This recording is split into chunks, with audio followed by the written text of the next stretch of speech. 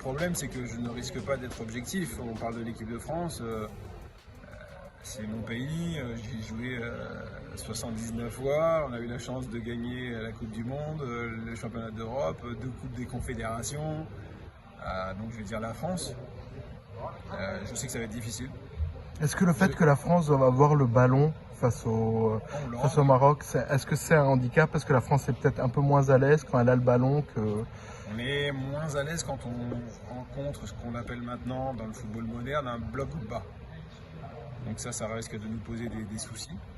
Mais ce que je ne souhaite pas, vraiment, ce que je ne souhaite pas, c'est que le Maroc marque en premier.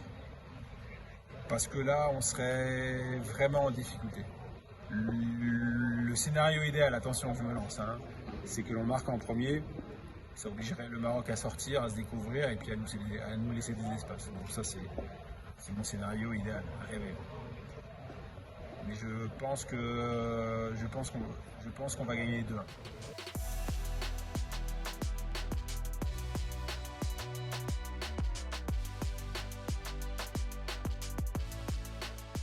La différence entre 2002 et 2022, je pense qu'en 2002, il y a eu des blessures, mais sur des joueurs clés.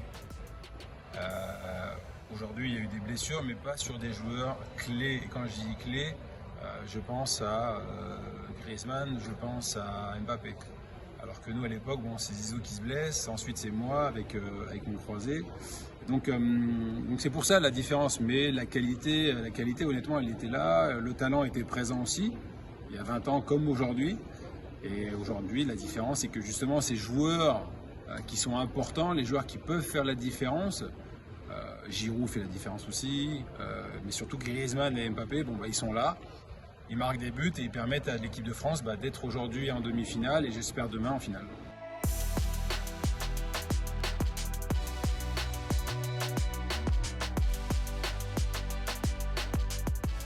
Les joueurs de ma génération qui étaient sur le banc étaient nettement plus forts que ceux qui sont sur le banc aujourd'hui. Et j'ai pas peur de le dire. Non, parce que en 98, il y avait des joueurs comme Henry, Trezeguet, Pires. Vous avez débuté un ou 2 matchs, il me semble. J'ai joué 3 matchs, mais 2. J'ai débuté le 3e match. J'ai joué 4 matchs. Et la différence, c'est que oui, c'est quand on est remplaçant et quand on rentre sur le terrain, peu importe le nombre de minutes que tu as, ton rôle, c'est d'essayer de provoquer et de faire la différence. Et un petit peu, c'est ce que m'avait dit Roger Lemaire, c'est ce que m'avait dit aussi Aimé Jacquet. Et puis moi, j'ai toujours eu ça dans la tête. Apparemment, ça s'est bien passé, puisque contre le Paraguay, j'ai été un peu décisif. Contre l'Italie, en finale, j'ai été décisif sur la passe. Mais c'est vrai qu'aujourd'hui, peut-être qu'on manque un peu de profondeur sur le banc. Et c'est pour ça que Didier, généralement, il garde au maximum son 11. Il n'y a eu qu'un changement le dernier match. Et parce qu'il sent que peut-être que les autres, s'ils rentrent, ils vont peut-être pas faire la différence comme lui, il souhaiterait. Mais bon, après le 11 de départ, il est fabuleux, il fait la différence, il crée quelque chose. Donc c'est difficile après de sortir un joueur. Et c'est vrai que le changement qu'il fait généralement, c'est il sort Ousmane Dembélé pour mettre Kingsley Coman. Donc, et après le reste, il touche pas. Il veut pas toucher. Est-ce que c'est de la superstition? Je sais pas. On lui posera la question un jour, mais en tout cas, il y tient à son équipe.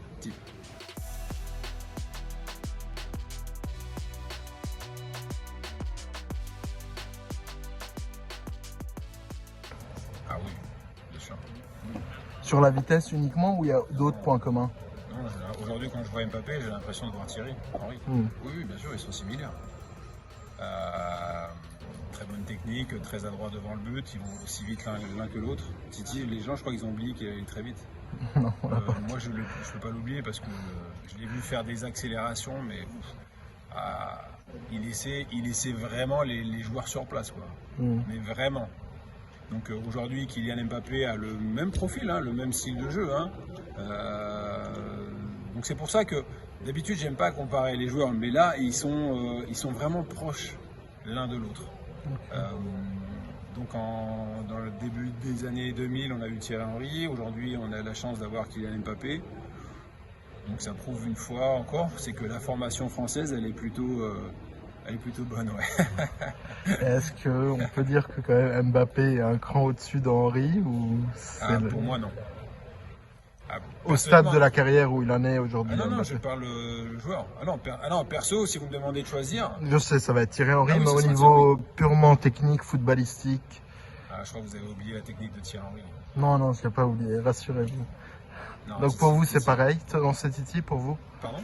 Donc pour vous, c'est Thierry Henry Pour moi, c'est Thierry Henry, oui. D'accord. Moi, je pense que techniquement, après ça, ce n'est que mon avis, et pas parce que c'est mon ami, je vais essayer d'être objectif. Non, Thierry Henry, pour moi, est meilleur techniquement que Kylian Mbappé.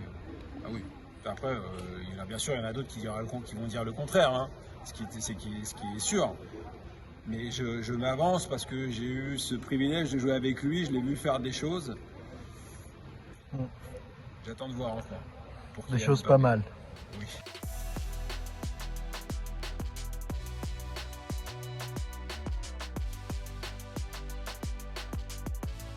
Didier, il a le flair et surtout il a eu le bon feeling de mettre Antoine Griezmann dans ces conditions-là.